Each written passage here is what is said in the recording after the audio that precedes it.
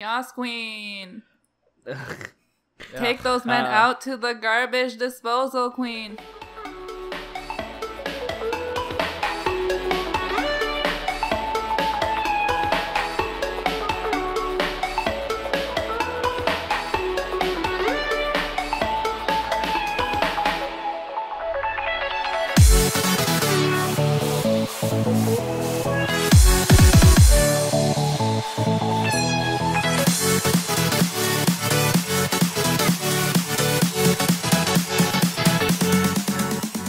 Hello, everyone, and welcome to Anime Club After Dark, the podcast that delves into all things anime, manga, and otaku culture related. I'm your host, Alex, but you can call me Senpai, and joining me tonight, we have our czar of source material, John. Hi. And our chivalry of shotas, Shotaro. I stopped reading doujinshis for this shit. Better make it good. What was it? Some yaoi bullshit. Oh, okay. Well, then we pulled you away for something better. Okay, so tonight's episode is probably going to be Assault Cast. Maybe. Who knows? So, as a lot of people know by now, Crunchyroll, in their infinite wisdom, back on August 22nd, announced a brand new original, I'm going to use this in the biggest air quotes possible, anime, from a new studio that they've started called Elation Studios, which, for those who may not know, Elation is the parent company to Crunchyroll, and also partly owned by AT&T. And I think both of you here will admit it has drawn some negative reaction. Some is an understatement. The understatement of the year, probably. Nah, this is like they dropped a fucking nuke on the anime industry, man. Everyone came out from their mother's basements and started bitching about this. Yeah, even Mother's Basement, although for a completely different reason. He was bitching about the bitching. This is what we're about to do, actually. We're gonna bitch about the bitching. Pretty much, yeah. Okay, so I guess first off, for like the 5 people, anime fans out there who don't know already, I guess should we describe what High Guardian Spice is? Go ahead. Sure, I mean, if you want to describe it. I don't really know how to describe it. That's kind of the point. Like, so far, really, all we've gotten is, what, like a 60 or 90 second sort of promo video that doesn't even really show off any of the show. It just shows off the team behind it, really. Yeah, and they had a lot of trigger words in there. Yeah. You mean buzzwords? Yeah, buzzwords. No, trigger words. Oh, gosh. Oh, man. And not the right kind of trigger either. But no, it's basically like this Mahou Shoujo-esque show. At least it looks like it's going to be. And it sort of has this, I guess what you would call like a Steven Universe kind of look to it, especially with how the character designs are laid out. That's the best way I can describe it, because we really don't know a lot about it yet. Is that fair to say, though? Like, Cal Arts meets Mahou Shoujo? Sure. Yeah, based on the very limited, 10 seconds of seeing the characters in the background, it looks kind of like Steven Universe. It looks like it wants to be a show that's just silly like Steven Universe, and it just has 4 magical girls. Or I think they're witches? They're not even magical girls. They're high witches? Guardians. Excuse they're me. They're high. Oh my bad. I'm so and they sorry. Bring the spice. Okay. Ooh. Yeah. Okay. Yeah, they're high guardians. Whatever that is. We'll find out. Yeah.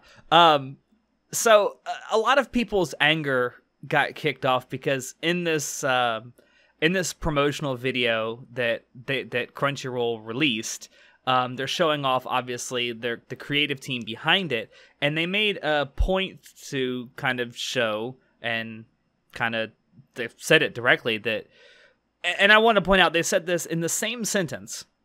We have and I'm sort of paraphrasing here, but we have a diverse group of creatives and writers, and our writing staff is all women.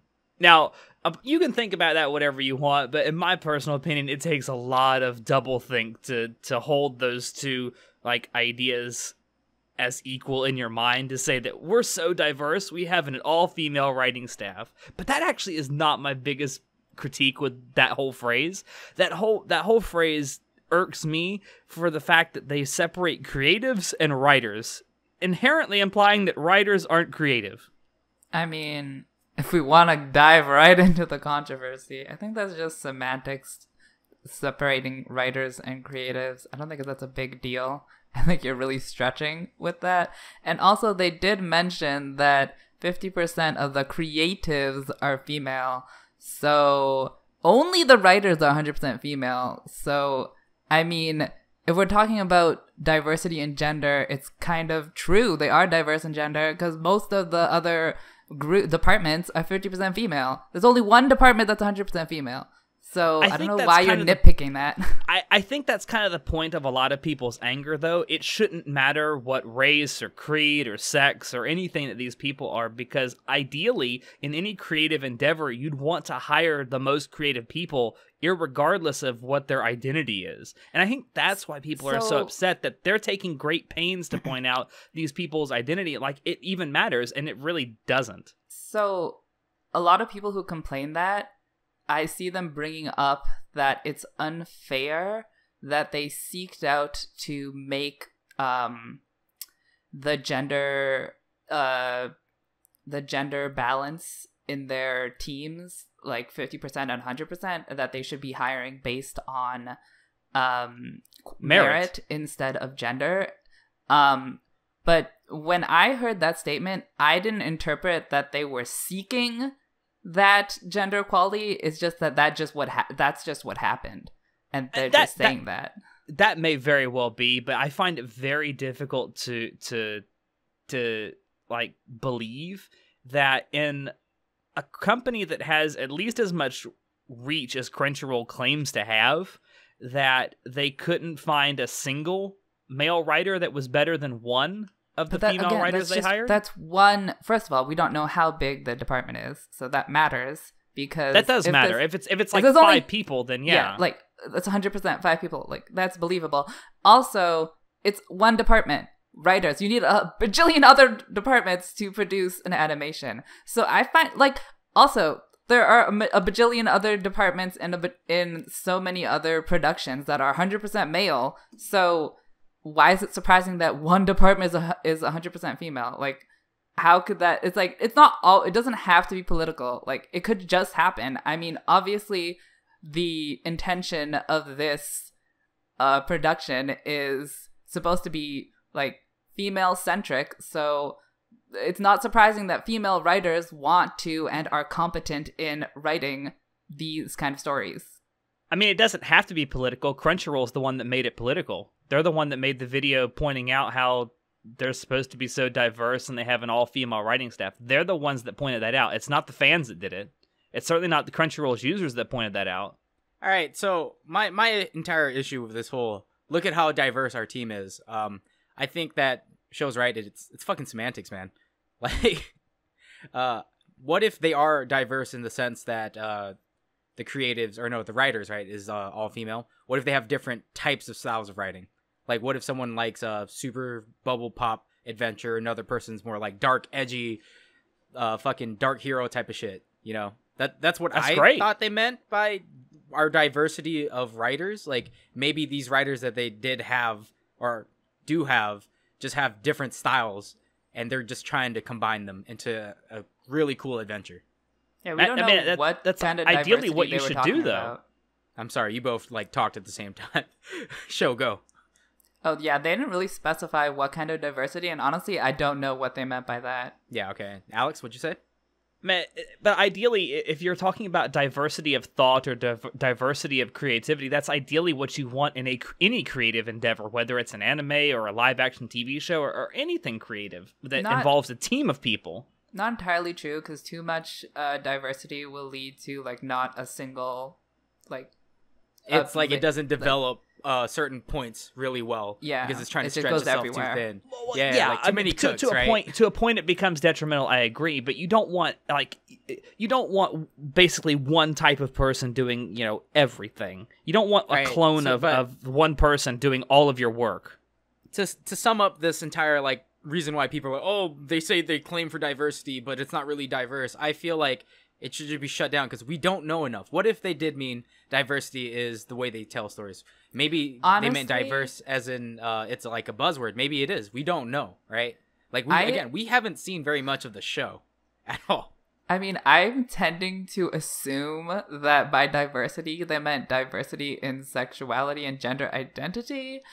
But, like, I have no idea. Like, I find it hard to believe. Well, it could be that they're diverse in gender, as in female and male. But, like, I don't know. I don't know. Yeah.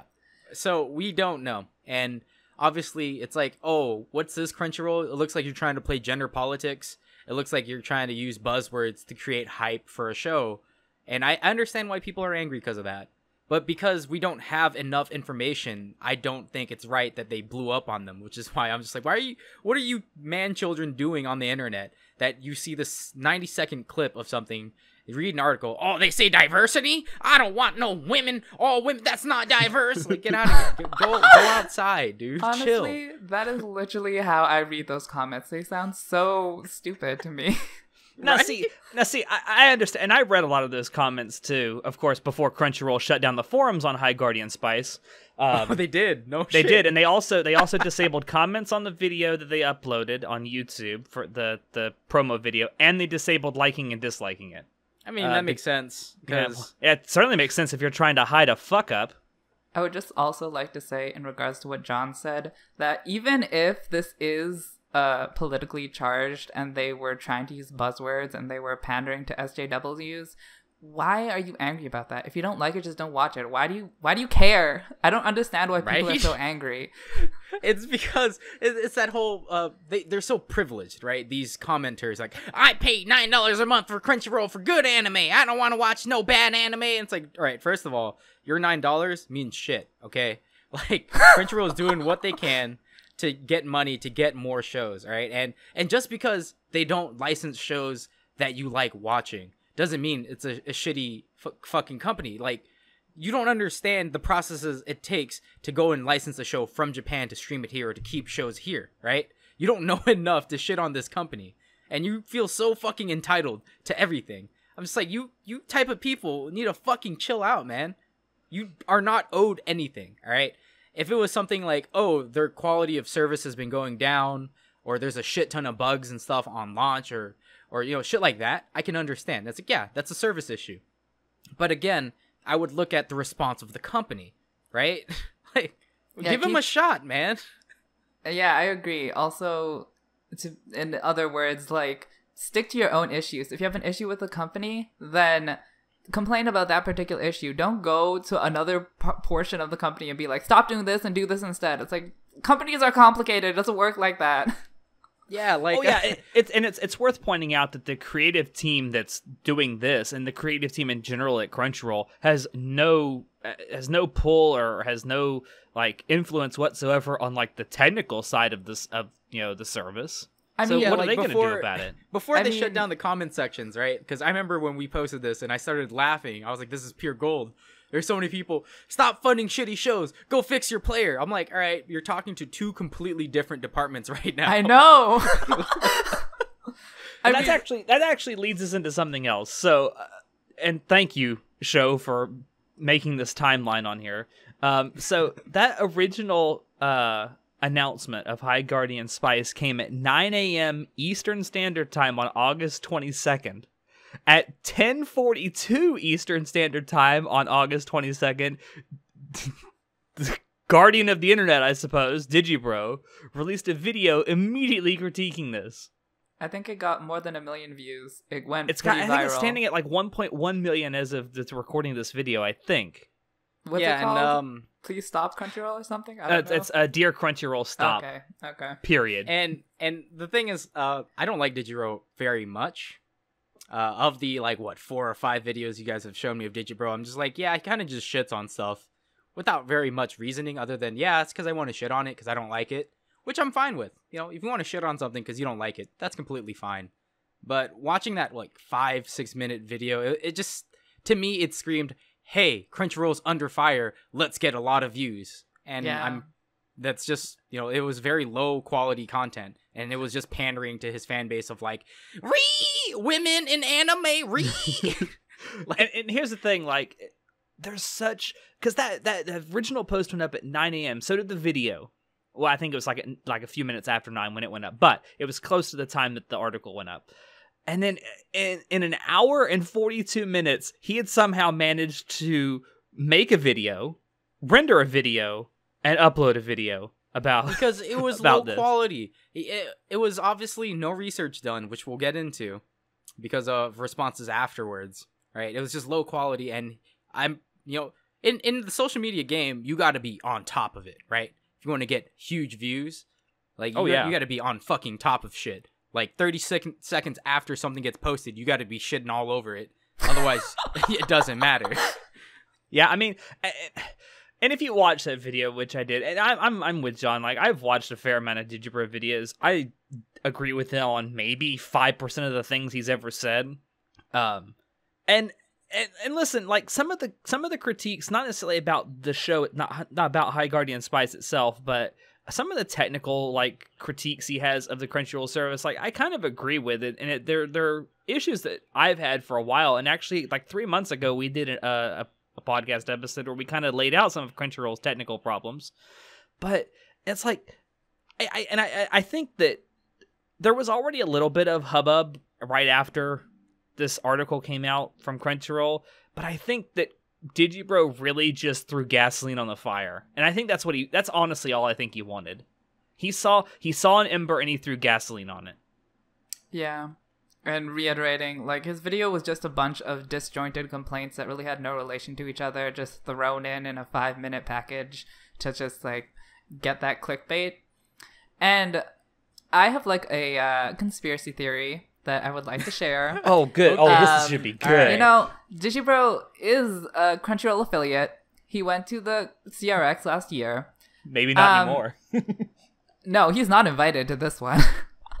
No, I mean, he may not be a Crunchyroll affiliate anymore. But I'm saying that it might be possible that Digibro is in cahoots with Crunchyroll to just raise the PR for High Guardian Spice, because no one would care about High Guardian Spice if there wasn't a controversy about it. Like, it is getting so much attention from the entire anime community just because people are complaining about it.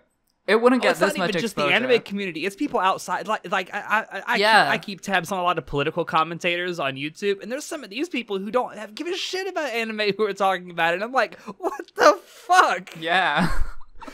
Like, literally everyone is shitting on this. And I'm like, hey, bad publicity is still publicity. Well, work at Crunchyroll, get those dislikes. In marketing, they say that there's no such thing as bad publicity because any publicity is good publicity. Exactly. Yeah, I mean, like Sho said, I never would have gave a shit about this show. If I saw it, I'd been like, oh, what's this? Crunchyroll has a new kind of anime? I'll watch it. But it's not very interesting. But now that I know about all the controversy, I am more inclined to be like, oh, this is the thing that everyone was shitting on. Let's see how good or bad it is, right? I'm more hyped to go watch it now. Well, I also find it funny that there's like anime commentators out there who, like, usually when something big's going on, they're the ones, out there in the first day or two after it happens, commentating on it. And there's some who have been very suspiciously quiet throughout all of this. Because they ain't getting paid by Crunchyroll to shit on them. Yeah, they're not getting paid the guapo, man. They can't be shitting on it. There might, you know what? I'm inclined to, I'm not going to go Alex Jones here, but I'm inclined to think that there might actually be something to what you're saying, because I don't know, like, it makes sense. It certainly fits Digibro's character. What, as a shill? Well, not just a shill, but like someone who's out there just trying to stoke controversy. Like, Crunchyroll figures that they can capitalize that. Why wouldn't they? Nice. So, Digibro's the bad cop and Crunchyroll's the good cop? I wouldn't necessarily say they're playing bad cop, good cop. I'd say that Crunchyroll PR understands that if they want to be mainstream, even more so than they are now, they've got to pull shit like this, right? Guess so. But I think that if Digibro hadn't made that video that he made, I don't think we'd be talking about this as much as we are. Probably not. I think. I take that back. People would still be talking about it because people will be people. They will complain, but I don't think it'd have as much fervor behind it as it does. It'd still be worth talking about, but I don't think it'd be being talked about to the degree that it is. Digibro made it trendy. He's such a trendsetter. Oh my god. He's such a salt thrower. All right. Well, so shortly after, well, not short, a couple days after Digibro released that video, and of course, like everyone and their fucking brother started making videos about this. Crunchyroll released another article addressing some of the comments section of their first article, claiming that how much they support the anime industry, and they are in the midst of upgrading their website infrastructure. Now, I have a theory about this. So they didn't. Despite, like, how well timed is that? Also, just feeding the conspiracy. See, here's the thing, though. No. So with how much traffic they were getting on their website, then on all their videos, and subsequently, like, you could find like 3 degrees away, and people are still talking shit about Crunchy. Obviously, the PR department was like, all right, there's a fire, and it's being stoked by all these people on YouTube. We need to fucking put this out right now. And, you know, as every huge corporation does whenever they have a fucking PR nightmare, they come out with a, we're sorry, like, kind of thing, right? We're definitely working on upgrading our infrastructure to make sure that our clients get the quality streaming services that they well deserve. You know, it's all fucking smokes and mirrors, man. You think they're bluffing? I think that they were doing what any company does, like when BP had an oil spill where they came out, oh, we'll clean that up. Don't worry. We're going to spend fucking $250 million to go clean up that oil spill that we caused. But they omitted the part that they caused it. They said they're going to spend money to go clean up that oil spill. Nice. They're like, we're being responsible. We're sorry. Have you seen that South Park episode where they're talking to the Comcast people and they're like, we're sorry. And then they have the shitty ass, like, they're like in the nude. We know that you guys are upset. We're sorry. It's like, yeah, that's exactly how corporations treat people. They say they're sorry. They say they're addressing shit. They'll say whatever they need to fucking say. And whether they come through it or not, it depends on how long. Like, how long are the people who are pissed off at that we're still using a Flash player, even though Flash is basically dead, until we switch to HTML5? Like, how long are people still going to be pissed about that? Is it just a temporary thing? Will it blow over? I have a theory about that. I have a theory. So one of Digibro's biggest complaints, aside from High Guardian Spies, in the video that he made, was the fact that Crunchyroll, after all these years, and after was it 2019 or 2020 when Flash is officially going to be killed off? 2020, when Adobe is finally going to kill Flash. That they're still using a Flash-based player, and they've been using it basically ever since they started. And it's a complaint that we lodged back in 3 months ago when we did our video about Crunchyroll, or our podcast about Crunchyroll. And so this really isn't a new complaint. I've heard people complaining about it for years now, how shitty their player is, how there's like it takes forever to load. Sometimes it freezes up, and then you have to completely reload the page. You can't rewind all the way back to the beginning of the episode you're watching. So okay, this is not. These are not new complaints. complaints. That's a myth, by the way. If you go to 0:02, you go back to 000. Okay, but still, and another thing I want to talk about is like, how petty do you have to be to complain that, oh my god, I can't rewind to 000? Like, you're off by like 1 or 2 seconds. That's super petty. Like, well, and there's also a legitimate complaint of using Flash as a security problem, because Flash is not secure at all. All right, so in my experience, I run Firefox, and they have a Flash killer kind of thing. I guess that's what it's called. It replaces the Flash player with an HTML5 player, because Firefox has a built-in player, and it works phenomenally. Like, I have no issues with it. I've been using this for like a month now, because I was also tired of, using the Crunchyroll site has just been torture. It takes forever to fucking load a video. If you pause it for like 10 minutes, it stops buffering, and then you got to reload it. And sometimes it'll save your space, sometimes it won't. It's touch and go sometimes. And it's just overall a really shitty experience where if I click on a video and I want to stream it in 1080p, I don't want to fucking wait 5 minutes for it to buffer. While I'm watching, 2 minutes later, have to wait for another 5 minutes for it to buffer when I know I have fast internet. Like, what does it actually take 5 minutes to buffer? Sometimes it takes a couple minutes. Yes, I'm not sure if it's actually 5 minutes, but it's more like 2 or 3. It's really like shitty to be you.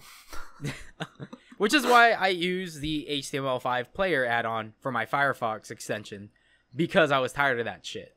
And I don't know why they did have an HTML5 beta. I'm pretty sure they were testing it. We don't know all the details other than that other podcast where like, yeah, we think all their engineers, or rather we know all their engineers went to Verve and started working on that piece of shit instead. That's also pretty crappy, by the way. I don't like Verve. Yeah, it is. I really dislike Verve. I have a lot of complaints about that. To finish my thought about the whole HTML5 player thing. So in the article they said, well, we've been working on an HTML5 player for the last little while, and don't worry, it's coming soon, and it's gonna be rolled out in batches, and eventually by the end of September everyone will have the HTML5 player. Now, here's my thought about that. So if they've been planning on doing this for a while, why didn't they announce it earlier and let people know? Because then people would stop bitching about it, and they'd be okay. Well, let's wait and see what happens. They already planned that this would be the time they'd announce it, so they stirred up the controversy beforehand. See, it's all a tie-in. Yeah. See, I don't think that. I think you're giving Crunchyroll. I think you're assuming that the upper echelons of Crunchyroll are actually intelligent, and I don't really think that they are. I mean, you say that, yet you're the one here bitching about it on a podcast. Yeah, free PR, Crunchyroll, sponsor us. That's very true. I mean, touche, I suppose. No, my thing is like, because people were legitimately saying like, I'm gonna give up my Crunchyroll subscription, blah blah blah blah blah, and if Crunchyroll looked at that and thought everyone that said that was serious, they might have thought, oh shit, we might actually need to like do better and make our fucking service actually work. So I have my theory is one of two things. Either they were actually planning on doing the HTML5 player for the last few months or whatever, and they've been working on it, in which case they should have told us earlier, or this whole controversy went down and they thought, oh shit, we need to actually do something to appease all these people, so they rushed out an HTML5 player as fast as they could. All right. So, either way makes Crunchyroll look bad, because it makes them look like they don't give a shit about the people that subscribe. So here's my problem with the whole HTML thing. They did have an HTML5 beta player. I remember them. They have been testing it for like 2 years now or some shit. And I think they're just trying to work on transitioning all of their stuff into the HTML5 player. That's why they've taken so long. And with the whole like preparing for the AT&T buyout and then transferring more engineers to Verve to try to make that a more successful platform, I think they kind of just put HTML5 back on the back burner because they're like, let's stop the development for now because we're trying to prioritize Verve, right? Yeah. Such great priorities. Well, here's the thing. It's following a trend of cable cutters, all right? There are a lot more people cutting off cable because they're tired of getting fucking the runaround by all these old cable companies that are just like, yeah, we're gonna charge you like so and so for so month, and then we're gonna charge you even more afterwards. And so many more people are cable cutters now that Verve sounds like a better idea. Like, I honestly love Netflix and Hulu. I use that to watch shows. I don't use anything else. I don't watch regular television, even though I have it. Like, live television can go fuck itself. I'll wait a day to like midnight, which Hulu does, you know, for when they do airing shows where the next day you can watch the next episode. I'm completely fine with that, especially since I have Hulu where I don't have to watch advertisements. So that's why I feel like they were just trying to push Verve because they thought that would set off faster. And I don't know how well Verve is doing because I tried using Verve. I don't like it. I don't like how it does its whole like subscription thing. Like if I click on the Crunchyroll TV area, then how they organize it, it's fucking garbage. I hated their website. It was not friendly to use. Yeah. All right. So before we move on, completely agree. I'd just like to mention a funny story about the Crunchyroll player. So a couple days ago, or a couple days after they made their announcement on August 24th that they were going to be upgrading their website infrastructure, I got randomly served the new HTML5 player. So did I. Joy. It doesn't work at all for me. I can't watch a single video. It's infinite buffering, and I can't watch anything. So I'm like, fuck you, Crunchyroll. I'm gonna go to Horrible Subs and rip your shit, because I can't watch your shit anymore. At least I could watch it with the Flash player. I cannot watch it with the HTML. And I would unsubscribe, except I'm on an annual payment method. So honestly, I can't use Crunchyroll in any capacity right now. So I'm just very unhappy. Good job, Crunchyroll. That's hilarious. I told you they're working out the bugs. They've been working on HTML5 forever. It's just not working for them. And what I Crunchyroll is inept at even being inept. Crunchyroll, give me an option to opt out of your beta. So what I did, again, I wasn't served this, so I have no fucking idea how it's gonna work, but I have an HTML5 player for my Firefox, and it works fucking peachy. I love watching videos on Crunchyroll now. It works fine. And for a lot of the people that are like threatening to unsubscribe to Crunchyroll, I'm like, just do it. If you really hate Crunchyroll's service that much that you want to unsubscribe, then fucking do it. All right. I'm not condoning going and pirating shit, because I personally hate going to like those anime websites, and it's all low quality, right? It's always 720 or 480. It's never 1080. That's why you go to the torrents, honey. Yeah, and the only way to truly get 1080p is to torrent this, and you have to go to like I know, it's annoying. Yeah, it's super annoying, and I hate it. That's why I'm fine with paying Crunchyroll to get quality anime. Yeah. Well, so quote unquote quality. If their Big player air quotes works, on that I'm quality fine there. with that, because I can't be bothered to torrent every single anime I'm watching, but I'm forced to at this point because the Crunchyroll's not working. Yeah, I mean, Well, if you have Chrome, there's also a HTML5 extension. I will try that. I'm just saying. That's very true. See how that works. I have a workaround around Crunchyroll shitty things. You know, like, obviously, because people make these extensions for Chrome and for Firefox, they obviously want to use Crunchyroll's service. Like, the fans are still there. We still want to use Crunchyroll because our alternatives are really shitty, right? And not all of them, but most of them. And I'm not going to say yeah. that you're $9 or $12 or however the fuck you're paying, however much. I don't know how much I'm paying. I think I'm paying like 12. I have an old, like, Bro. high-tier subscription. Yeah, I know. I just never bothered to change it because I'm like, yeah, I don't care. Take my money, Crunchyroll. I want you to feed the anime industry. Oh, however, because, you know, you're right. Our $9 and whatnot a month is not going to help personally. But when you have millions of people subscribing, that's what helps. And that's what helps fund things, you know? Understand that if you choose to go and pirate because you're tired of Crunchyroll's shit, hopefully Crunchyroll listens. But understand what you're doing, all right? You can't be like, I'm gonna fucking just threaten them to quit and don't fucking quit. Like, you gotta go through with that shit, all right? If you're not willing to be content like I am and find workarounds around Crunchyroll's shitty system, then go ahead, fucking unsubscribe. Show them, all right? I think it'll work a lot more if they do lose millions of dollars because people are like, yeah, we're tired of your shit and we don't want to deal with this. If you don't want to take the time to find a workaround, then fucking unsubscribe. Do it. Go start torrenting. They'll do one of two things. They'll either learn from their mistake or they'll go broke. Yeah, and if the service goes down, then that sucks. Maybe Funi will take over. Oh gosh. Maybe Please, not funny. I mean, the Crunchyroll player is bad, but the funny player, oh, let's not go there. Yeah. Exactly. Or maybe Anime Strike will come back. I mean, we have High Dive. Are so shitty. All the alternatives suck. Oh my god, Daisuke is garbage. Daisuke's done. Daisuke's gone. Oh, is it gone? Yeah, it already went down, honey. Oh man, It's the first domino.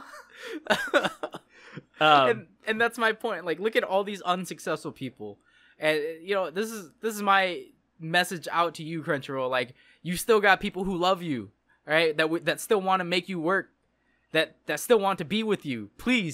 Please help us out. Give us a good HTML5. There's people like me who are early adopters who are still around.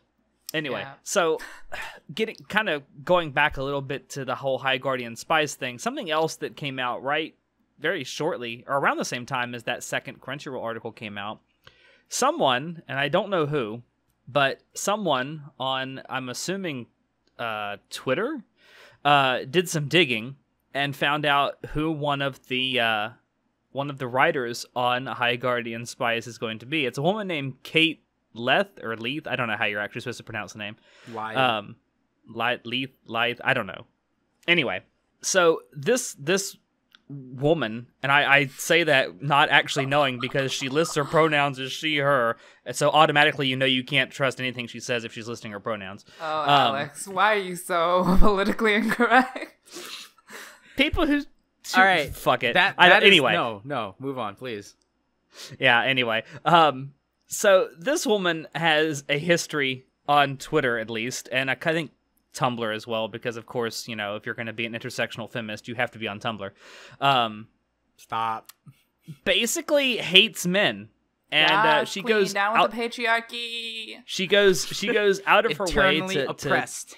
yeah, I know, right? She goes out of her way to you know, point out she's basically a sexist. She's like a confirmed sexist. She hates men. And so I'm going to read a couple. Like, there's this one who just says, and she's replying to an Associated Press article about the now deceased Senator John McCain, who was battling brain cancer at the time. Her response to this article is, "Men are trash." Yas, queen. Take those men out to the garbage disposal, queen. Then there's another one. This is from April 17th, 2018. 400 characters in Infinity War and not a single canon queer. Sounds like the worst party ever. Like, really, who cares? Yeah, and I don't condone people trying to dox other people. Like, all right, so this writer is a piece of shit that you don't like, has ideologies you do not agree with, and acts like a total fucking scumbag. But what does that have to do with the content that they're writing? If it presents itself in its work, which again, we can't know because it's not out yet. If it presents itself in its work, then sure, shit on it.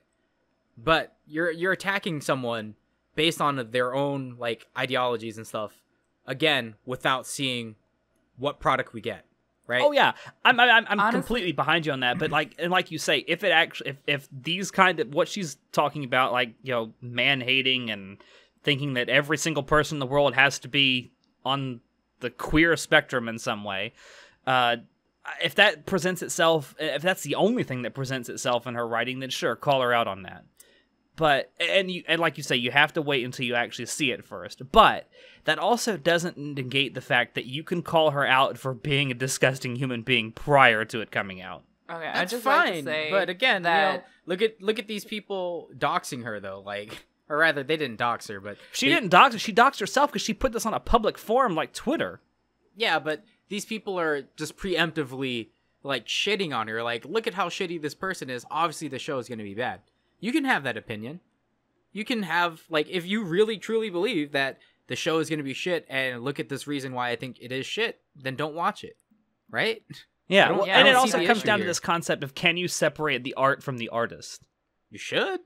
Because there's a Rather- lot of, I mean, in the anime realm, I mean, the fucking creator of Rurouni Kenshin's like a legitimate pedophile. Yeah, he's. But I still love Rurouni Kenshin. Was he 2 years? 2 years in jail? Was that it? Yeah. Got it off really light. That's a very Japan. complicated Why do you topic, let pedophiles honestly. off? Like they let a lot of pedophiles off pretty easily. Yeah, I know. Kinda- It's almost like they don't think pedophilia is an actual problem. But I mean, even outside like the anime world, like for me personally, like one of my favorite stand-up special of all time is Bill Cosby himself, because I think it's absolutely hysterical. But Bill Cosby, as we have learned over the last year and a half, is an absolutely horrendous human being. Puddin' pops. Yeah. Oh God. But No, it's like Bill. it all comes back to that. Can you separate the art from the artist? Because High Guardian Spice might come out, and I don't have high hopes for it, but it might be okay. It might even be good. And then at that point, I could separate the art from the artist. But if it comes out and all that's being portrayed is what she's already put out there on Twitter, it's like, don't be surprised if people kind of have a backlash towards it, because most people don't think like that. Okay, I'd just like to say that people like Kate, there are a lot of people that follow people like Kate, and I'm sure that she has an audience for her kind of content that she's putting out. And honestly, yes, it is aggressive, it is confrontational.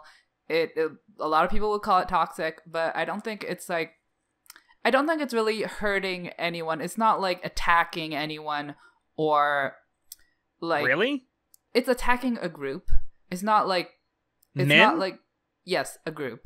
And it's, to me, her comments that I've read and I've seen, I haven't seen all of her comments, I've just seen a few. To me, they are just very confrontational opinions. I don't see them as like hurting people. Whereas, Let me ask you something. What would she have to say for her to be considered a sexist?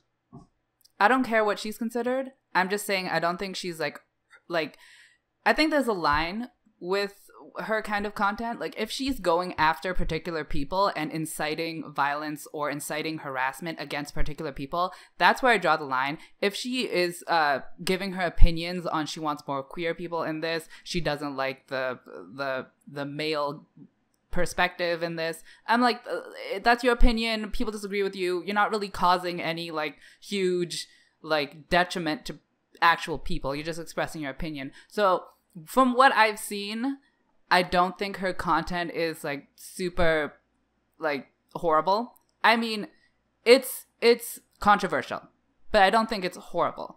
And we're trying to decide on a slogan for 2015. I'm torn between why not and nothing's weird, but my vote's still for kill all men. Yeah, that's not controversial at all. Yeah, that's pretty bad. I would agree. Yeah, that's calling for a fucking tweet. Genocide of half of the human species. I'd say that's pretty fucking extreme.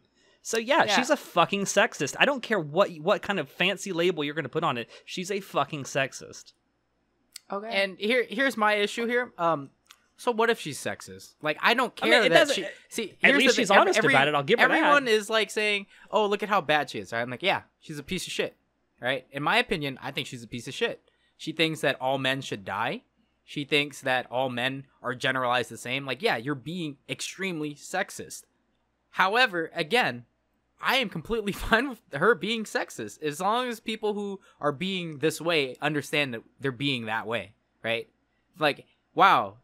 You hate the patriarchy. You hate men. You literally have a tweet from 2015 saying, kill all men. You're a sexist piece of shit. And she goes, I'm not sexist. Then that's like, I'm like, all right, well, now you're clearly delusional. I'm just going to go this way and pray to whoever I need to pray to make sure you get right. Because that's not cool. Like, how are you going to preach about equality and stuff when you call for violence like that, right? It doesn't make sense. You can't. It's called doublethink. You're holding two conflicting ideas as equal, and it doesn't work.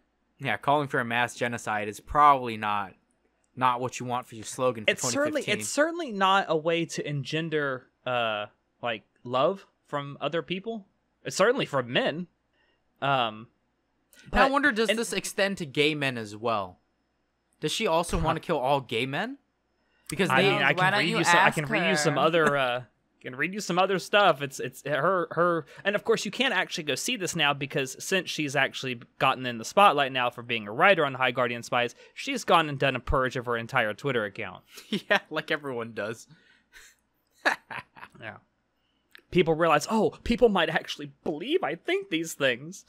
But here's the thing: if you tweeted something. Or you put something like the James Gunn debacle where he tweeted a really racist joke years and like 7, 8, 9 years ago, and it was just a stupid joke. But he got in trouble with it with Disney, and he lost his position of director for Guardians of the Galaxy, which is why Guardians 3 is put on hold now. Like, I'm just like, the tweet was, it was racially charged. He was trying to do like a whole shock factor type of deal to get like trending, but he has, it was so long ago. It's not something that he believes to this day. And again, it was just something he did when he was younger, and it was fucking stupid.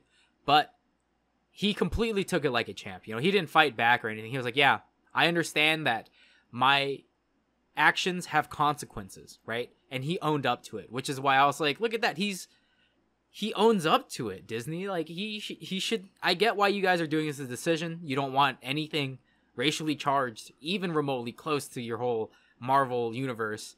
And I understand everything that went through that. But as a fan of the Guardian series and as Marvel in general, I was like, this man has clearly grown up. He's shown that he isn't that same person that made that tweet, right?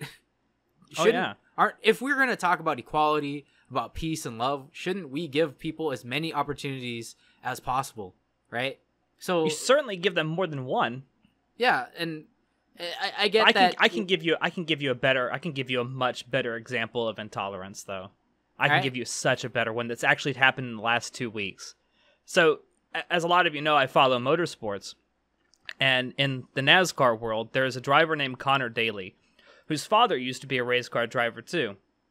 And in 1984, he was being interviewed by someone, and he said the N-word on television. And he was referring to himself, and he's an Irish person. And now his son, who races now, lost his sponsorship over something his father said in 1984 before his son was born. Yeah, that's really... And again, corporations, whoever the head honchos at corporations who do sponsorships and shit, that is all completely up to them, right? If they want to do that... It's not about social justice, it's about money. Yeah, and that's the problem. They are obviously doing it for money. Like, oh, whoa, there's a detriment here. We don't want any possible way to lose this money, and it's a easy way to just cut them off, right? It's an easy out. Corporations... It's literally, it's a cop-out is what it is. And let's be honest here. In capitalist America, anyone who wants to fucking dime you, right? Nickel and dime you, they will, right? It's a shitty world that we live in where we have companies that are going to do this to you. But that's just how they roll. Yeah. As long as we the people, come to our each other's aids, right? And be like, yeah, we understand that you changed, and we accept you, and we still want you to be a part of our community. And it's all good, all right? Though, you know, we should down with the capitalism pigs. Go socialism. No. You're going the wrong way. You're going the wrong way. Play the Russia song. Play the Russian theme song. I don't know the words. God damn it. Or I would sing. No, and that whole thing with the Kate Lath thing just kind of reinforces my belief that the people who preach about diversity are the most intolerant people.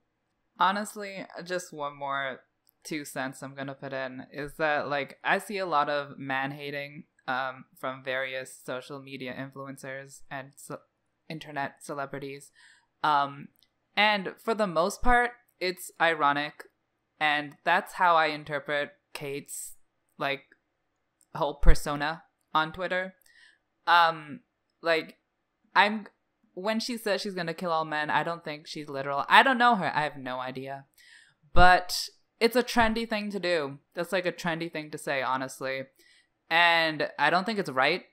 But at the same time, a lot of people do it.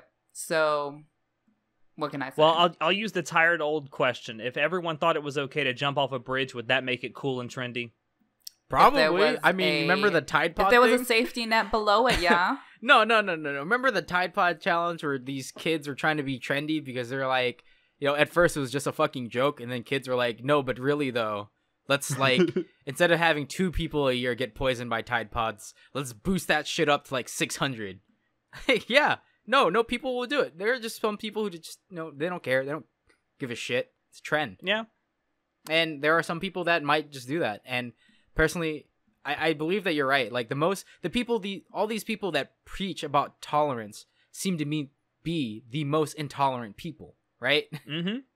But that more stems from their how they view things. Like, they don't seem it to be intolerant towards... It's okay to be intolerant towards someone that you believe is also intolerant. Because to you, they are, like, subhuman, right? They're not even as an equal to you. Which I find super fucked up. Everyone should be equal, right? People, all people should be equal, especially in the eyes of the law. In the eyes of the Lord! that too. But yeah, first I don't think there's any irony behind what she's. I think she literally believes that men should just go off and die, which I find funny because how does she think the species is going to go on? You think she's literally homicidal? I wouldn't be surprised if she ended up killing someone now. Really? No, I wouldn't be surprised at all. All right, okay, well, Alex. I think this is a very touchy subject, and I want to move on. All right, well, Sounds shall we good. move on then? Yeah.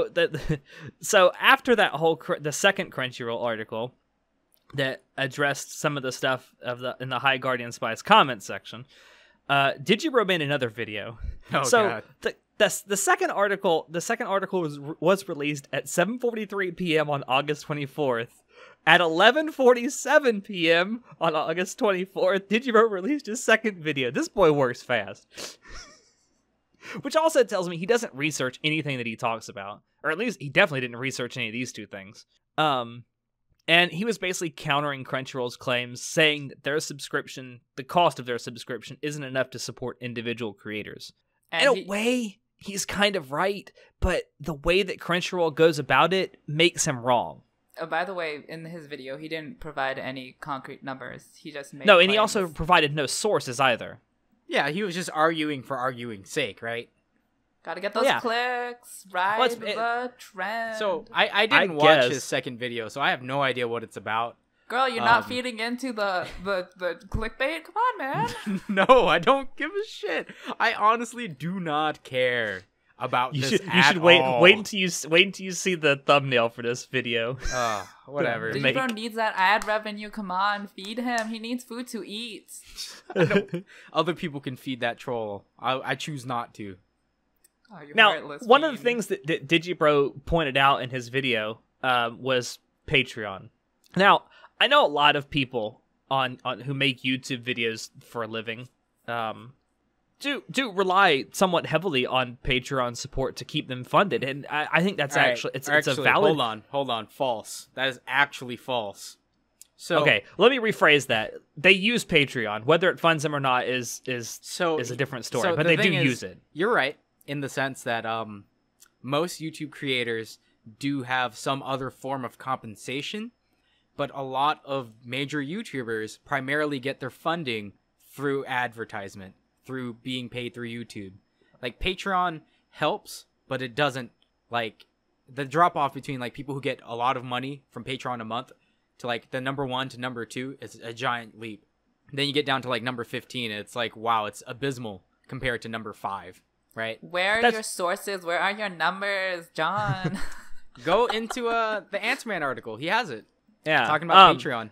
And it's okay, also we'll get to that when we get there. It's also worth pointing out that a lot of, especially like high subscriber count YouTubers, have various sources of revenue, not just from YouTube ad revenue and Patreon. Some of them sell merchandise, and some of them go out and do other things. And I mean, there's various ways you get your money. I'm just saying that Patreon is not necessarily like antithetical to making money in this space. I just laughed because that made me think of PewDiePie and how I was trying to sell those PewDiePie gaming chairs. Oh yeah, please buy PewDiePie gaming chairs. and let's all feed PewDiePie. And you're right. So a lot of major players, top YouTubers, they diversify how they get their money, just like stocks. Diversify. Well, and how Crunchyroll as a company makes money too. And that's kind of why I feel like Digibro's argument of like using Patreon only to fund stuff. I'm like, yeah, that could work if it was low budget and didn't cost that much money. Because I think we should segue into the Answerman thing now, where I'm gonna let Show take over because I don't remember what it was. Yeah, okay. So 5 days after Digibro made the claim in his video that Crunchyroll's subscription fee do not support the animators and the studios on Anime News Network, I'm not sure the exact author, but someone posted an article replying directly to Digibro's video. And this person provided the specific numbers that Crunchyroll and Patreon give respectively in terms of funding. So I'm not going to run down the specific numbers, but the point is that Crunchyroll pays royalties per episode to the anime creators. And these royalties range depending on the IP, obviously, but they have the potential to fund an entire anime purely through royalties, not counting the per view payment that Crunchyroll also offers, depending on the popularity of the show. So high IP shows like Naruto, Attack on Titan, Dragon Ball Z, they can afford to just make back most or all of their money just by the royalties that Crunchyroll is giving them, because they are a high valued IP. And then when we compare that to Patreon, the highest person on Patreon earning money what he's making is a quarter per episode of what an average anime needs to be funded. So what I think it was the Answerman, what the Answerman said on Anime News Network is that Patreon is only geared towards small and medium-sized projects. Oh, it's good for individuals is basically what he pointed out. Yeah, so it's just not it's not the type of platform that can fund something as big and as expensive as an anime, whereas royalty-based payment, that kind of structure of paying that Crunchyroll is doing, can fund an entire anime if it's worth the funding.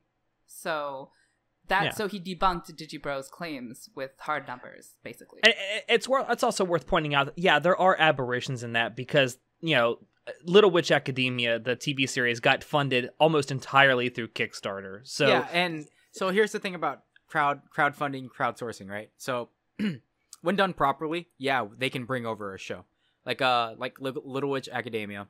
There's another one, Nekopara, which got an anime, which is gonna be like a couple episodes or only, and it's some shitty video game, not video game. What are they called again?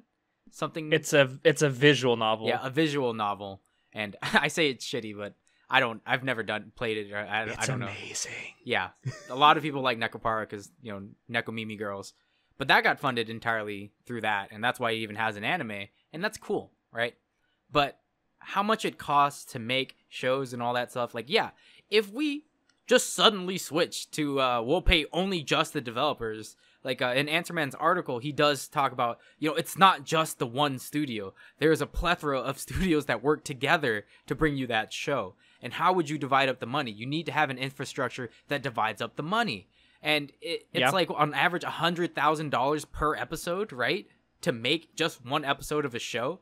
And I get Digibro's idea of like, how about I just pay to the studios that I like? I'm like, yeah, sure. But again, the studio that you like isn't necessarily the one who did most of the work. It's just that they're the ones who have their name on there. If you look at, if anyone bothers to look at the end credits of any anime, you can see that there are definitely a lot more than just one or two studios helping out. There's the sound, there's the drawing, there's graphics, there's subtitling, there's all this production stuff. Just like a regular movie. Our credits and stuff are super long for a reason because it takes a lot of people to make a show. And that's where it's don't forget you got to pay kickbacks to the voice acting agencies. Yeah, on top of having to pay all the other people, not just animation, drawing, inking, transporting, and all that shit. A lot of these drawers and stuff for anime are from Korea and Vietnam. Did you know that? That's because they can get away with paying them less. Yeah, and it's super fucked up. But that's my point. If you only donate to certain studios that you like, the studios that help other people out will never get a fucking penny of that. Which is why we need this infrastructure that has a connection. Sure, you can just say, well, what if we created a type of service where we donate money to certain studios and then we have this service? This is going to be my idea. This is what I'm going to do. No one take this idea. I'm taking it. Where I'll have $10 million to start up a company to just basically be the go-between of, hey, you give me money for this one company, I divvy up their work by percentages, and I just split the money entirely, and I take a 2% cut. And that's what I'm going to do. That could work, but you're going to be so rich. Yeah, that could work, but how Crunchyroll's infrastructure is right now with royalties and per view clicks, whatever, it works better. It's a better system for now. I'm not saying that it's the best system, but the one that we've got is working to help support the industry. And I also believe in his article, he did talk about how it's thanks to streaming services like Crunchyroll that have picked up the market in the West that makes Japan a little bit more inclined to make more shows or better shows. But at the end of the day, it boils down to what company has enough money to be like, all right, let's put this show, give it to Crunchyroll, and then let's see if we get money back. I mean, Crunchyroll has been co-producing a lot of different anime so they're investing creatively and financially into the anime industry. Yeah, so and it's also worth mentioning that Crunchyroll isn't alone in this. I mean, you have Funimation, you have Netflix now, you have High Dive, who's come in the last year and a half. Got Hulu. So I mean, it's not just this one source of revenue that they could potentially have. It's multiple sources of revenue that these studios could have. Exclusive streaming rights. Only one streamer per show. I'm just saying that. No, I'm saying that they don't have to rely on just Crunchyroll. Oh, you mean like one studio has multiple shows and each show is on a different streaming site so that their customers have to have 5 different subscriptions? I mean, you're the one that's talking about conspiracy theories with collusion, so maybe. Like, I personally hate that I have to go through so many different services to get anime that I want to watch. Like, I really do wish that there was one central hub that had all of it, and they would just divvy up the money evenly for every, like, production studio. That would be fucking... Keep dreaming. Hey, I'm gonna make it, man. I'm gonna be the next CEO of that motherfucking company. And then they're gonna be like, holy shit, this dude was on a podcast like 10 years ago talking about how he's gonna make this idea, and then he fucking did it. He saved the anime industry.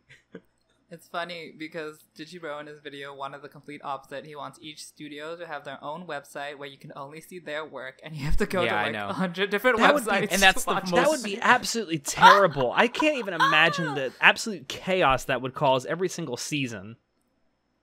That's just a terrible... Like, why would you want... I get that you only want to pay for content that you want to see, right? I understand this. I understand his point. As much as I hate to admit that Digibro's kind of right, I only like watching shows from studios that I like. You know? There are certain studios where I'm just like, yeah, your shows are pretty crap. But that's not going to mean that they're going to push out only good shit. You know, maybe they'll push out... What's that one shitty show that Trigger was trying to really push and I hated it? The one where... Darling in the Franxx? No, not Darling in the Franxx. Though Kiznaiver? Kiznaiver? Yeah. So, like, Kiznaiver, I love Trigger, right? I'm not going to say it's a terrible studio, but for me, it's either I like it, or it's either I love it or I fucking hate it. It's never any in between. And Kiznaiver, I fucking hated with a passion. And I remember they had so much promotional shit. Like, Kiznaiver is a new anime. We'll tell a new story. It's going to flip everything on its fucking head. It's like, wow, it's going to be so crazy. Then I watched the first 3 episodes. I was like, wow, it wasn't that crazy. and I just like, I'm done. I'm not gonna watch this show. And I didn't hate Trigger afterward. I was just like, well, it's a bad show. You get bad shows, which is why even the best people out there have bad days from time to time. You can't expect a company to be perfect. 100% this is why I time. won't discount. Like, what if they're an up and coming studio? My example is the studio that animated King's Avatar, the first season. It was so poorly funded. It looked like shit. It was fucking terrible. But by God, it came back with a fucking vengeance because everyone loved King's Avatar in China, and its budget it's like so much better. It the special OVA that came out last season, it looks fucking phenomenal. It's like leagues and leagues better. It's so crisp. It's like, I'm like, is this Ufotable? Did Ufotable do this? Like, oh no, it's not. It's just this Chinese company that has a shit ton of money because King's Avatar season 1 did really well, even though it was animated very poorly. And I really have got to hand it to them. They really stepped their game up, which is, again, why I'm not going to discount new studios that I don't know or studios that made horse shit in the past. Like Studio Dean is an example where they made horrible shit in the past. They had, like, you know, it was good, and then it was kind of terrible, and then Studio Dean came back and saved motherfucking anime with Konosuba, right? Yeah. So you never know. Studio Dean is the sine wave of anime. That they started out kind of terrible, then they got kind of good, and then they got a little bit worse, and then they got fucking god tier with Konosuba, and now they're sliding right back into just mediocre. And it's just like that, right? Where it's hit or miss. And that's why I don't mind if there's just a single service that I pay to, and they're just like, all right, we'll just divvy it up and give it out to other companies, like all the companies, because we don't know. We as fans, unless you're a super ultra, like, what's that fucking autistic weeb neckbeard who spends all day researching, like, what parts of what was animated by what studio, by which artist, like, you're not gonna know what goes into an episode because all we see is on the outside, and that's a big problem for all these anime fans. You guys don't understand the process behind it, right? Oh, I've seen Shirobako. I know how anime is made. Like, yeah, no, you don't. Not really, because unless you're actually part of it and you know you run the entire company, you don't see all the moving parts. And us telling you this now, like, it's easy to understand it. Like, yeah, I get it. It should be. It's just like, you know, it's not any different from how people make TV shows in the US. We've got a plethora of teams and artists and redrawers and stuff just working weeks and weeks at a time to get us content. You know, there's the storyboard people, there's writers, animators, drawers, people who color it in, people who actually put it into the computer and then they animate it with the what's the program called? Anyway, that's not important. But there's a lot of moving parts. You can't just say, oh, okay, well, most of the shows I like is from Trigger. I'm just going to pay to Trigger. Because if you look at their credits, Trigger doesn't do everything by themselves. There are some things they outsource, and we got to pay those people too. Now you could argue, well, all right, well, what if we pay to the main company, and then they are the ones who divide the money up and pay the other people? But you realize these people who own these studios, they're all just artists, and they're just trying to make shows. They're not really business people. That's why they go under giant labels. Like A1 Pictures is a giant label company, right? Aniplex. That's a giant company that just has a shit ton of other studios underneath it, and it's the one that does it. So what you're saying is you want a new system that's exactly like how the old system is right now? Like, I don't understand you, Digibro. What the fuck, dude? Well, what you just said is also why a lot of upstart studios that are started by former animators go belly up so quickly, because, as you say, animators are not natural-born businessmen. Yeah, and it's fine like that. And I remember there was it's like a year or two ago, I saw an article where people were wondering, like, why don't Japanese studios just do what Trigger did, and start doing their own thing? And that's because a lot of them are, this is their livelihood, right? They can't just make a startup. They have mouths to feed. They have families. They have bills to pay. You think it's like you can just chase this dream and people are going to help you out. And it may work, it may not. There are some studios that do succeed, but there are so many more that don't. And a lot of these animators and stuff don't want to take this risk, which is why they sign on to these big companies that handle all that shit for them. Which is why, again, I'm going to start my own company, and I'm going to do anime research marketing, and then I'm going to reach out to these people and make them make their own studios, and I'm going to fund them, and I'll handle all of this for them. That's what my company's going to be about. Big anime company. That's what I'm going to call it. Call it Big Anime Titty Studios. Big Anime Fish Titties. The Incorporated, LLC. There is one thing you did mention that I think a lot of people who are complaining now about all this with Crunchyroll really need to keep in mind, especially if you have a problem with High Guardian Spice as a concept. So this whole thing is being done by a brand new studio, Elation Studios.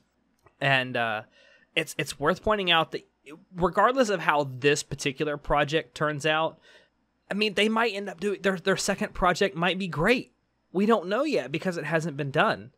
So I would say give them a chance before you just completely outright, write them off to the dustbin of history. Like, give them a chance. The High Guardian Spice may succeed. It may fall flat on its face. But if Crunchyroll is an intelligent company, it will learn from its mistakes, and it will learn from them going forward and do better next time.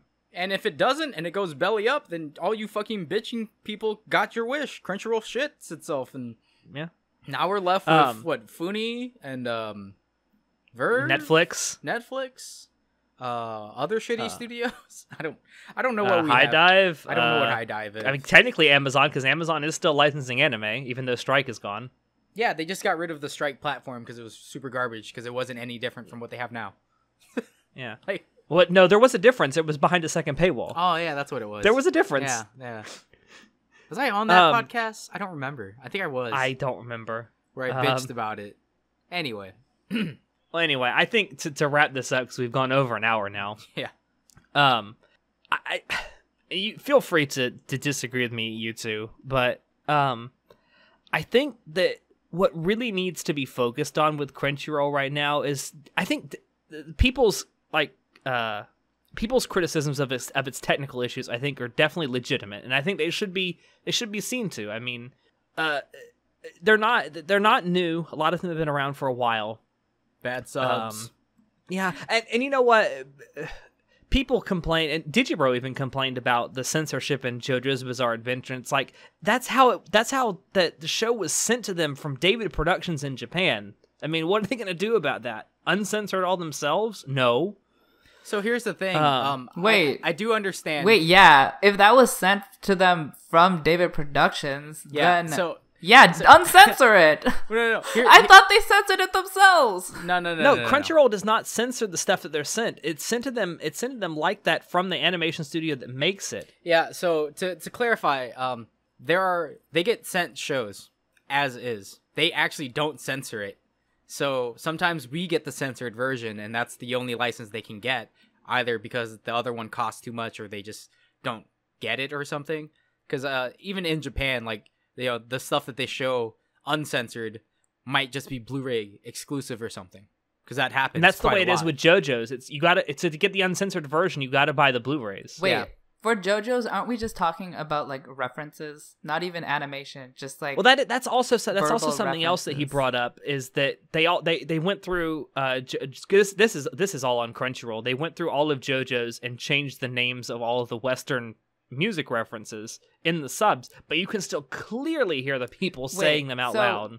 So the subtitle censorship, was that from David Studios or did No, they... that is all Crunchyroll. Okay, I was talking about the subtitle censorship. I wasn't talking about the visual censorship Oh. No, I was talking before about the censorship of the violence. in JoJo's. I see. Yeah, I didn't. Yeah. So yeah, that's one thing I do hate about subtitles where they change the names.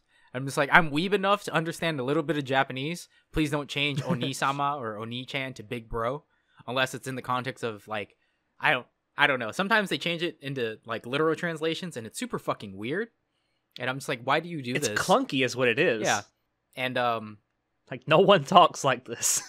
it's just, I get it, and it's a hard balance, right? Like I get that the subtitlers had to change it because of licensing issues. Like, you know, JoJo's has a lot of 80s, 70s, and 90s references in it. It's, you know, we have REO Speedwagon in this bitch. Robert E.O. Speedwagon. Yeah. So I get it. But what you gonna do? Wait. I mean, for stuff like that, I mean, the copyright that holders. never. You just need to do more work, isn't it? Because Crunchyroll is too lazy. Not really. Yeah, let me pay I so think- much more money to these like bands that kind of don't exist anymore. Yeah, I think for that specific example, they were more worried about getting sued for license or for using those references unlicensed, whereas Japan just is like, oh, we don't fucking care. Yeah, it's kind of Listen, weird. I'm not a copyright lawyer. I don't know.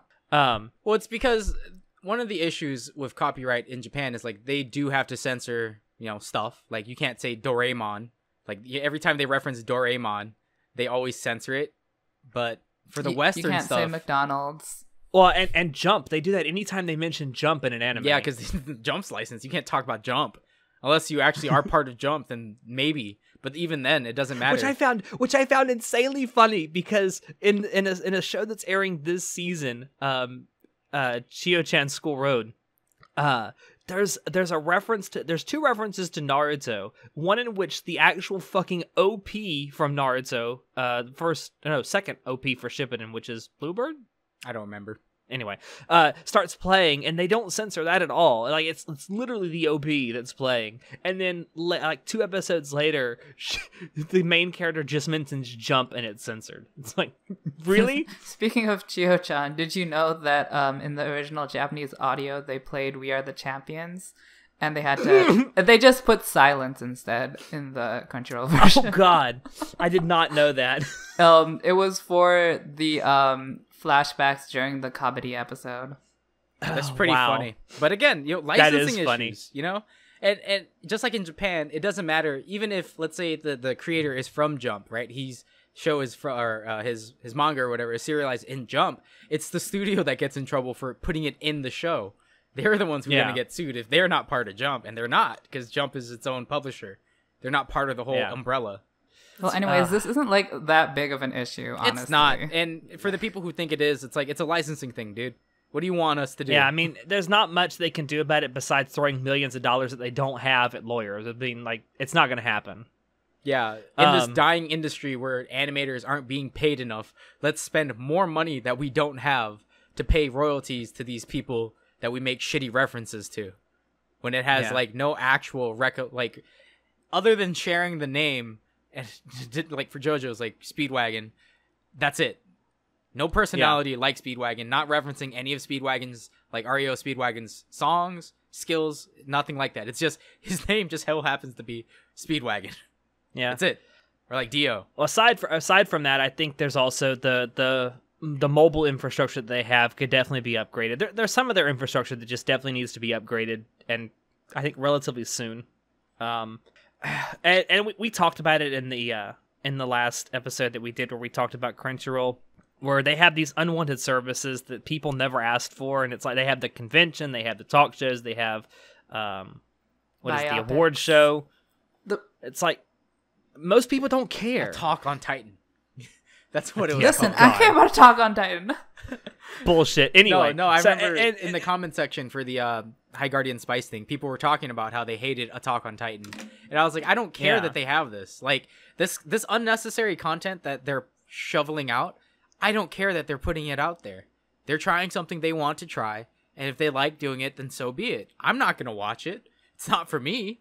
So why is it an issue? I would say that I would agree with you for most of that. The one like caveat that I have is the convention. There's already a bazillion fucking conventions out there. Like, why do you want to add one more? The Crunchyroll Expo? Well, Yeah. I love the Crunchyroll Expo. Fuck off.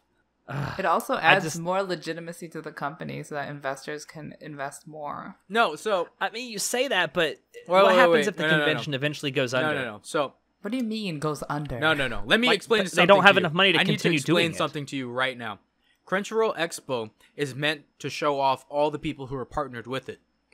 I know this because specifically a phone game that I'm playing, MiHoYo, they came to America from China and had their own little booth at Crunchyroll Expo because Crunchyroll sells ad space to anyone who's willing to buy. And that's why I saw ads for my phone game on Crunchyroll, and I was like, wow, look at that, that's crazy. And they're at Crunchyroll Expo. It's to give exposure to all their partners. That's why. That's why they have an expo. I guess I still have no desire to ever go, but sure. And that's I mean, fine. but it's good for it's healthy for the company though. Yeah, it's healthy for the company. I can't believe And you if don't... if the company is healthy, then they can afford more royalties for the shows you like. So I don't like, even if you don't want to go to the convention, like it helps the company get the shows you want. You know, it's really funny. This really turned into a 2 versus 1. I thought I was joking at Yas, first. Queen, I told you. Anyway, I don't know. I think they could do the same thing without having an entire convention, but and I say fucking false, but whatever. Let's move Fake on. news. Fake news. fake Jesus. I mean, the only thing I can say is, yeah, there are definitely technical issues that need to be worked out, and I think those are legitimate. Now, when it comes to High Guardian Spice, here's my opinion, and you guys, again, feel free to, tell me I'm wrong. Suck an egg. You're I a man, think so you that- should die. Huh? Yeah, well, we're all men, so apparently we all should die. So, I I- identify as you know what? We're not gonna. yeah. I actually identify as an Apache helicopter, so Yep. Is it a male or female Apache helicopter? excuse you. It's a trap. It's an Apache helicopter. It's an attrappy helicopter. Ha ha ha ha. Okay, so here's the way I'm looking at High Guardian Spy. It's like I do already have I have very, very low expectations for what it is going to be. I'm not going to judge it based on what I've seen so far, because what I've seen so far is almost nothing. I think when it comes out, will I watch the first couple episodes? Probably, just for no other reason than to say that I gave it as much of a try as I could. I will go into it with all the gusto that I go into every single show with. I will try to like it. I will not be sitting there nitpicking every single frame. But I will ultimately give it my honest opinion. And I have this to say to Crunchyroll. If after this comes out, people have complaints about it, like, you can't just chalk all of it up to trolls. Like, if the reception is like 90% negative and 10% positive, like 100% of that 90% can all be trolls. So you should take some of the criticisms that are lobbed at it after it comes out kind of seriously. And don't just say that it's just trolls, it's just fucking, just don't do that. Because at the end of the day, the people that are watching this are people who will either pay you or support you in some way by watching advertisements to get this stuff out there. So listen to them. That's all I want. Just listen to the people who pay your bills. TLDR, Alex is gonna watch High Guardian Spice, so Crunchyroll, you're doing everything right. You got him to watch it.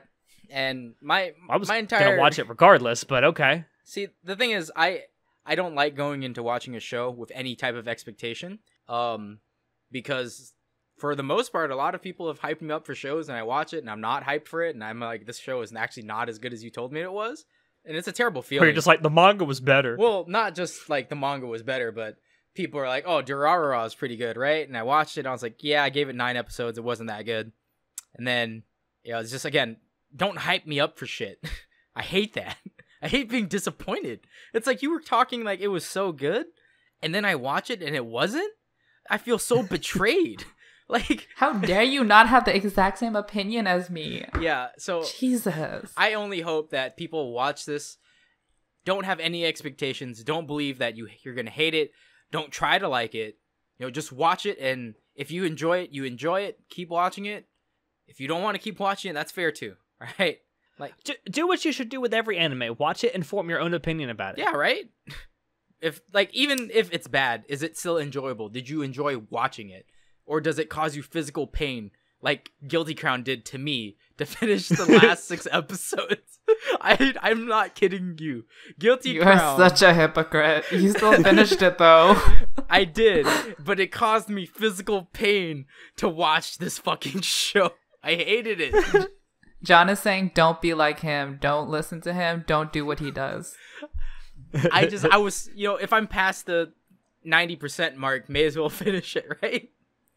At that point, my feeling is you're so invested, you might as well. Why not? I wanted to see the ending because I did like the ending, so there's that payoff, right? But at least there's that. At least you have something positive to go out on, I suppose. Yeah, it ends up not as good. Like, it wasn't a good ending, which is why I liked it. Maybe High Guardian Spice will be like Danmachi. Like, it's crap. We all acknowledge it's crap, but it's crap I gotta have. Maybe it will be like Madoka Magica, where like you think it's gonna be SJW, but then it's super incorrect. Is Madoka like that? What? I would say Madoka gives an air of Moe, and then it's absolutely everything but Moe.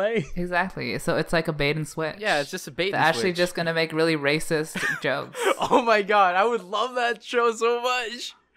Me too. Oh my god, that Give would me be racism. That would be racism is so much better than political correctness. No, that would be such a like giant bait and switch. I would enjoy the shit out of a show like that. That would actually, if that actually happened, that would be hilarious. Honestly, actually, exactly. No. Going back to your conspiracy theory, if that actually happens, I will believe that everything that happened leading up to it was just a conspiracy to get people to watch it. That would be amazing. But honestly, I am, from what I've seen of High Guardian Spice, I am interested in watching it. So I want to see what's gonna happen. Unless it's, it might be boring, honestly, in which case I'll drop it. But if it has a decent plot, then I'll probably keep watching it. I don't know. I'm coming off of Voltron here. It's not better than Voltron. I might not like it. Girl, Voltron's plot is shit. What are you talking about? I don't care about if you can watch Voltron, you can watch anything. Yeah, there's so many plot holes. Oh, got it. Voltron is shows Danmachi. Voltron's pretty good. It's Go crap, watch it, guys. But it's crap he's got to have. No, it's not crap. Just ignore all the glaring plot holes, the fact that they can breathe in space sometimes, but not other times. Don't consider the fact that every alien speaks English, but also has an alien language. Like, I don't... Girl. Okay. Hey, that's just like Star Trek, but no one ever points that out. It's like... it's so weird that they don't acknowledge that everyone speaks English, but also the aliens don't speak English. Like, they have their own... Wait, but weren't they all, like, imprisoned by the Galra, so they all Can we not do this now, please? I mean, what? Right, but then Princess Altea speaks English, right? And she's from 10,000 years in the past. How do you know that not all speaking Galran? Because Earth doesn't have any Galra, remember? Earth was never visited by... That's true. So... Fine, that's true. I'm just saying, what a giant glaring plot hole that English was apparently around 10,000 years ago, even though the princess should be speaking Altean, and they do have their own Altean language. Anyway, Veprit Sa. Very nice. I love the Galra. They're so cool. Anyway, let's wrap this shit up. Yeah, thank you all out there for dropping in to listen to us. We hope you enjoyed it because we always enjoy bringing this stuff to you. If you want to check out previous episodes of the podcast, you can find us on SoundCloud, iTunes, and YouTube. If you want to keep up with what we're doing and have a little more fun, you can join our new Discord server, become a member of our Facebook group, follow our Twitch channel, and visit our website. And as always, if you have any questions, comments, criticisms, or concerns on this or any episode, feel free to shoot us an email. Links to all these things will be down below in the description. Also, check out our YouTube channel for the new Let's Play series I'm doing with Steins Gate. I'm playing through the visual novel, and I'm doing the Mayuri route, so it's gonna get sad. Anyway, as always, I have been your host, Alex, and I will see you next time. Say goodnight, everybody. Good night, everybody. All men should die. God damn it.